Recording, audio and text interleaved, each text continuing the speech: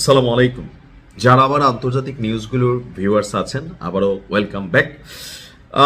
বিশেষ করে যারা ইরানের সাপোর্টাররা আছেন, বাংলাদেশে গেল কয়েকদিন নির্বাচন বা বিভিন্ন ইস্যুতে আমি আসলে রেগুলার নিউজ বানাতে পারি না, তো সেই কারণে ইরানের নিউজের আপডেটগুলো অনেকে চাচ্ছেন যে ভাই আসলে কি হচ্ছে।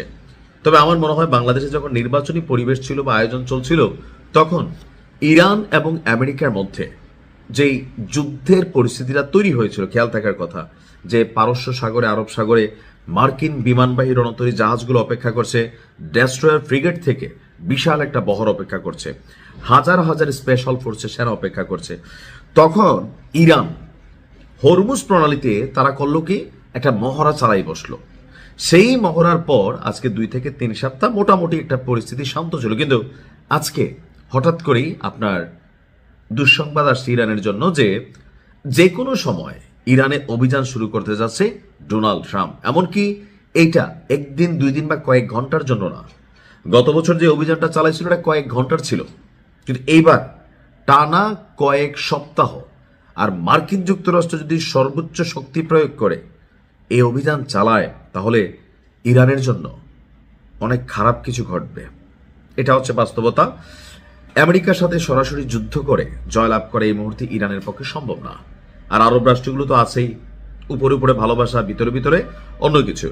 আজকে একটা প্রতিবেদন আসছে যে 2 মার্কিন কর্মকর্তার বরাত দিয়ে আপনার আন্তর্জাতিক গণমাধ্যম রয়টার্স তারাই নিউজটা করছে যে প্রেসিডেন্ট ডোনাল্ড ট্রাম্প ওনার নির্দেশ আসা মাত্রই টানা কয়েক সপ্তাহ ধরে ইরানে অভিযান চালাবে যুক্তরাষ্ট্রের সেনাবাহিনী, বিমান বাহিনী, নৌবাহিনী। এবারের অভিযান দীর্ঘস্থায়ী হবে, আর সেই অনুযায়ী তারা প্রস্তুতি নিচ্ছে। অর্থাৎ আমরা যখন ভাবছি আমেরিকা কেন থাইমা গেছে, তার মানে তারা থামে নাই, একটা বেটার প্ল্যান করছে।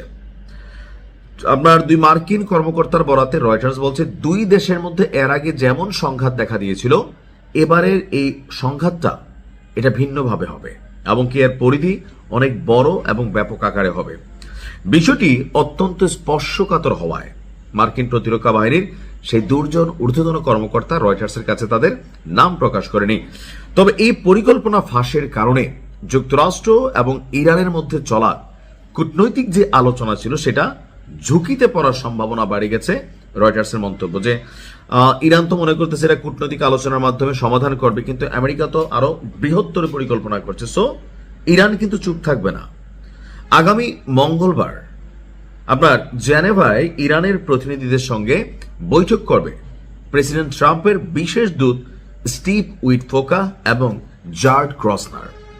তো সেখানে ওমানের প্রতিনিধিরা মধ্যস্থতাকারী একটা ভূমিকা পালন করবে।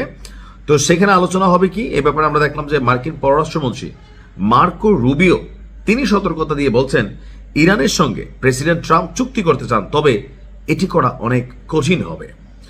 তো ট্রাম্পের আসলে সিদ্ধান্ত কি, যে ইরানে শাসক পরিবর্তন করা হচ্ছে সেরা সমাধান যুদ্ধের চেয়ে। অর্থাৎ গেল কিছুদিন আগে যেই ইরানের সরকার বিরোধী আন্দোলন হলো, আমি তখন থেকে বলছি এটা বাংলাদেশের মতো না, এই খেলাটা চলছে পশ্চিমা শক্তির খেলা। আপনার ইউরোপীয় ইউনিয়নের চাহিদা যে তারা চায় এখানে একটা কাঠপুতলি সরকার বানাক, যেই সরকারটা বৈশ্বিক পারমাণবিক কর্মকাণ্ড বন্ধ করবে, ইসরায়েলকে সমর্থন দিবে, এমনকি মার্কিন যুক্তরাষ্ট্রের সাথে আমেরিকার স্বার্থ অনুযায়ী তারা চুক্তিগুলো করবে। এখন ট্রাম্প কিন্তু ওইদিকে যাচ্ছে, 2টা প্ল্যান করে রাখছে। আল্লাহ ইরানকে হেফাজত করুক। আসসালামু আলাইকুম।